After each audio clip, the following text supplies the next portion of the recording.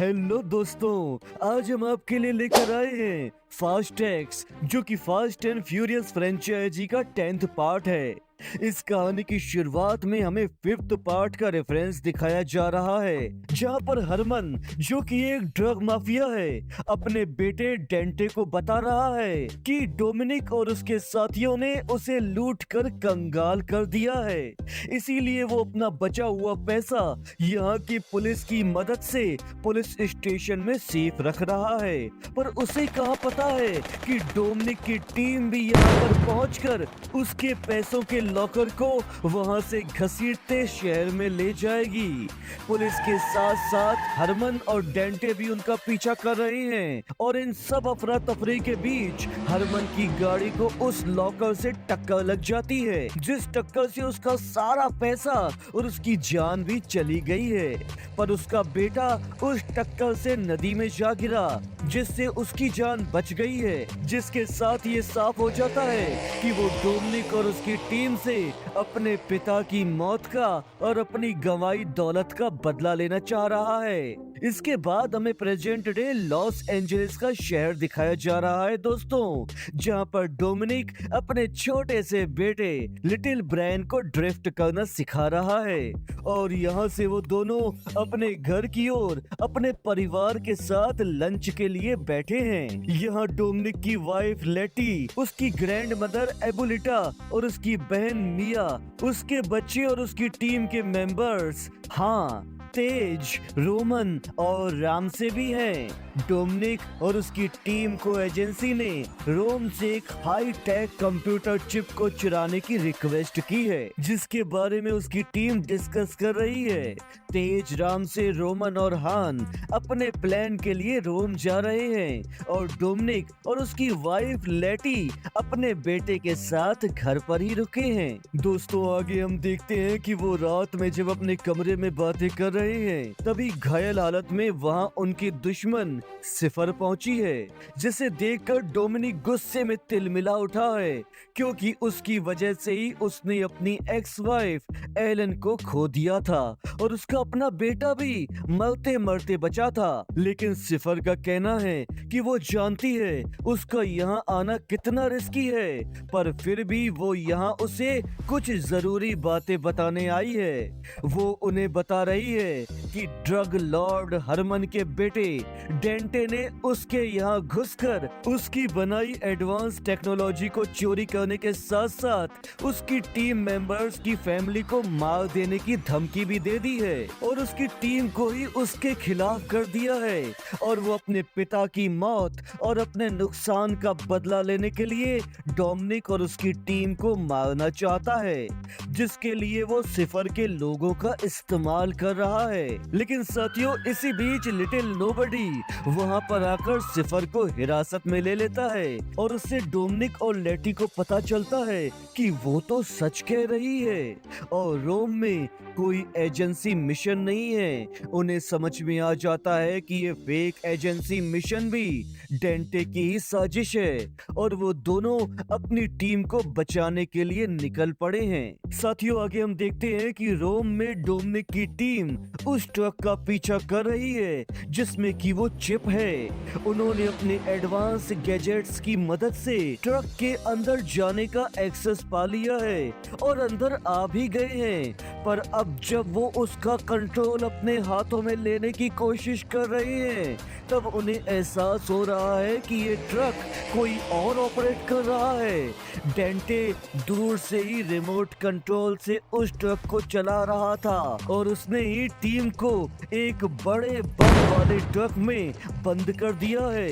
अब तक यहाँ डोमिनिक और लेटी भी आ पहुंचे हैं और अपनी टीम से उस बड़े बम के बारे में सुन रहे हैं। लेकिन लिटिल नोबडी का तो कहना है कि वो उसे डिफ्यूज कर सकता है, इसीलिए उसे ट्रक से बाहर करके शहर से बाहर निकालना होगा। पर इससे पहले कि ऐसा हो, डेंटे बम को शहर में ही छोड़कर उसे ब्लास्ट करके शहर की बर्बादी का सारा इल्जाम डोमिनिक और उसकी टीम पे लगाने के साथ साथ उन्हें मारने के लिए ट्रक के पिछले दरवाजे खोल देता है। जिससे कि उस बम में आग लग गई है और वो ट्रक भी सड़क पर लुढ़कने लगती है। लिटिल नोबडी अब भी उसे डिफ्यूज करना चाह रहा है, इसीलिए डेंटे उसे बम तक पहुंचने से रोकने के लिए उसकी जीप में बम लगाकर उसे उड़ाना चाहता है। लेकिन साथियों, लिटिल नोबडी वहां से किसी तरह बच ही गया और लेटी डेंटे को पकड़ने के लिए उसके पीछे जा रही है, पर पुलिस ने उसे पकड़ लिया है। डोमिनिक अब भी उस जलते हुए बम को शहर से बाहर निकालने और लोगों को और पूरे शहर को पूरी तरह से बर्बाद होने से बचाने की पूरी कोशिशों में लगा हुआ है और आखिर कम नुकसान हो इसीलिए इसे नदी में गिरा रहा है। पर फिर भी इसका धमाका इतना तेज है कि उससे रोम शहर में तबाही फैल गई है। इन सब के बीच पूरे रोम शहर की खबरों की वजह से डोमिनिक और उसकी टीम को टेररिस्ट मान लिया जाता है। लिटिल नोबडी के लापता होने के बाद से एजेंसी ने ये केस एजेंट एम्स को सौंपा है, जिसका मानना है कि डोमिनिक और उसकी टीम ही इस बमबारी के लिए पूरी तरह जिम्मेदार है।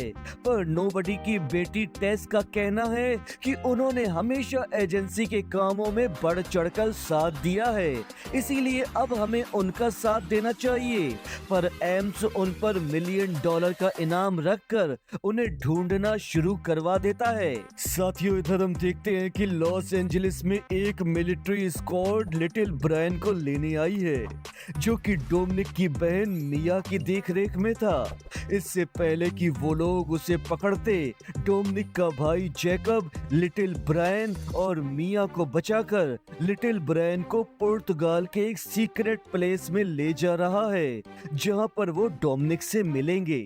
मिस्टर नोबडी की बेटी टेस नेपल्स में गार्ड्स आई का इस्तेमाल करके डोमिनिक का पता लगा रही है, ताकि उसे इन्फॉर्म कर सके कि डेंटे रियो डी जेनेरियो में मजे कर रहा है। यहाँ पर आकर जब वो दोनों एक दूसरे के सामने आए हैं, तो दोनों के ही साथियों ने एक दूसरे पर बंदूक तान दी है, पर ऐसा करके सबकी जान खतरे में आ जाती है।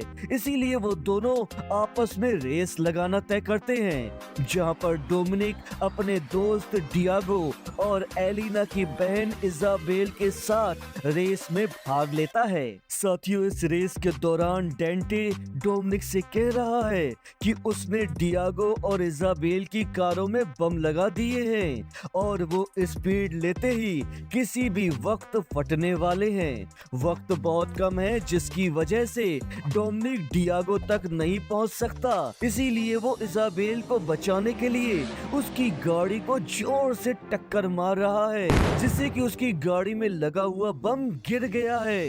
डियागो की कार ब्लास्ट हो गई है, जिससे कि वो बेचारा मारा गया और डेंट ये रेस जीत गया है। साथियों, इधर हम देखते हैं कि टेस एक एजेंसी ब्लैक साइट, जहां पर लेटी को रखा गया है, वहां उससे मिलने आई है और जानबूझकर उसे भड़काकर उससे लड़कर उसे घायल कर रही है, ताकि उसे हॉस्पिटल में सिफर के पास भेजकर वहां से निकलने में उसकी मदद की जा सके। लेकिन यहाँ पर उन्हें पता चलता है कि ब्लैक साइट दरअसल अंटार्कटिका में है और बचने के लिए उन्हें मिलकर काम करना होगा। साथियों, इधर हम देखते हैं कि लंदन में डोमिनिक की बाकी टीम को पता चलता है कि डेंटे ने उनके बैंक अकाउंट्स ही खाली कर दिए हैं, इसीलिए वो रोमन के पैसों का इस्तेमाल करके रामसे के दोस्त बोवी से हथियार लेने पहुंचे हैं। लेकिन वो उन पर रखे इनाम के लालच में एजेंसी को इन्फॉर्म कर रहा है। ये जानते ही पूरी टीम मदद के लिए शॉ के पास आ पहुंची है और उनका पीछा करते करते एजेंसी के लोग भी वहां पर आ गए हैं, जिनसे शॉ और हान मिलकर लड़ रहे हैं और उन्हें खत्म कर दिया गया है। और साथियों, डोमिनिक को इजाबेल से डेंटे के घर का पता चला है और वहां पहुंचने पर वो देखता है कि डेंटे तो कब से उसकी हर मोमेंट पर नजर रख रहा था। डेंटे वहीं अपने घर के बाहर खड़ा डोमिनिक को फोन पे सब तबाह कर देने की धमकी दे रहा है। डोमिनिक का पता लगाते एम्स भी वहां पर आ पहुंचा है और उसे गिरफ्तार करने के लिए ले जा रहा है। पर डेंटे के गुंडों ने उस गाड़ी पे अटैक कर दिया, जिसकी वजह से उनकी गाड़ी पलट गई। पुलिस और उनके गुंडों के बीच एक लड़ाई छिड़ गई है। दरअसल डेंटे डोमिनिक को उसी पुल पर मारने आया है जहां पर उसके पिता की जान गई थी। दोस्तों, यहाँ पर एक जबरदस्त एक्शन सीन के बीच जब डोमिनिक की साइड वीक पड़ रही है तो टेस उनकी हेल्प करने के लिए आ चुकी है। पर साथियों, डेंटे के पास तो इजाबेल है, जिसके सहारे वो उन्हें मैनिपुलेट करके टेस को घायल करके गार्ड साई को चुरा कर भाग रहा है और जाते जाते डोमिनिक के बेटे की लोकेशन पुर्तगाल में होने की भी बात कह रहा है। डेंटे के भाग जाने पर डोमिनिक इजाबेल को देख रहा है, जो कि डोमिनिक से टेस को अस्पताल में ले जाने का वादा करती है। एम्स अब डोमिनिक की मदद के लिए पूरी तरह से तैयार है, जिसके डोमिनिक की टीम के पास ये सारी इंफॉर्मेशन पहुंचती है और वो सब पुर्तगाल के लिए रवाना हो जाते हैं। पुर्तगाल पहुंचने के रास्ते में डेंटे के लोगों ने फ्लाइट में लिटिल ब्रायन को पकड़ने की भरपूर कोशिश की, पर जैकब उन्हें मारकर अपने ग्लाइडर की मदद से लिटिल ब्रायन को प्रोटेक्ट करते करते अपने सीक्रेट प्लेस में आखिरकार आ ही गया है। पर डेंटे के लोग तो यहाँ भी आ गए हैं और उनसे भागते भागते लिटिल ब्रायन को जैकब की गाड़ी से ही किडनैप कर लिया गया है। उसने डोमिनिक और जैकब को रोकने के लिए अपने कई गुंडे लगा रखे हैं, पर उन्हें रोकने और डोमिनिक को अपने बेटे तक पहुंचने देने के लिए जैकब ने एक एक्सीडेंट ब्लास्ट में खुद का ही बलिदान कर दिया है। डोमिनिक अपनी गाड़ी को ड्रिफ्ट करता हुआ अपने बेटे को डेंटे की गाड़ी से निकाल रहा है, पर अब वो फिर से एक ऐसे ब्रिज पर है जहां उसे दोनों तरफ से कुचलने के लिए ट्रक्स ने घेर रखा है। साथियों, आगे देखते हैं कि ये वही ट्रक्स हैं जिन्हें डेंटे कंट्रोल कर रहा है और यहाँ पर हमें पता चलता है कि एम्स कभी भी डोमिनिक की मदद तो करना ही नहीं चाहता था, बल्कि वो तो शुरू से ही डेंटे से मिला हुआ है और जिसके साथ ही वो डोमिनिक की टीम जो उन्हें बचाने आ रही है उन्हें मिसाइल से उड़ा देता है।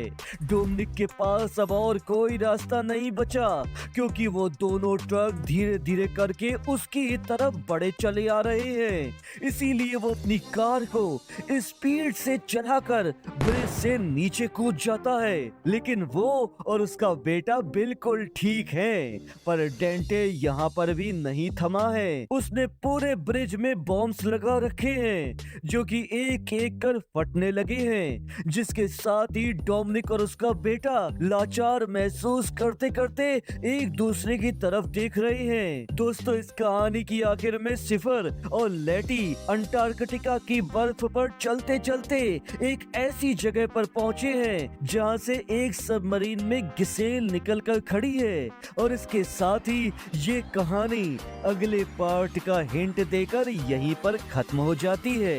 साथियों, आपको ये कहानी कैसी लगी हमें कमेंट बॉक्स में जरूर बताइएगा और ऐसे ही वीडियोस देखने के लिए हमारे चैनल को सब्सक्राइब भी कीजिएगा। वीडियो को लाइक करने के साथ साथ नोटिफिकेशन बेल का भी बटन जरूर दबाइएगा। धन्यवाद।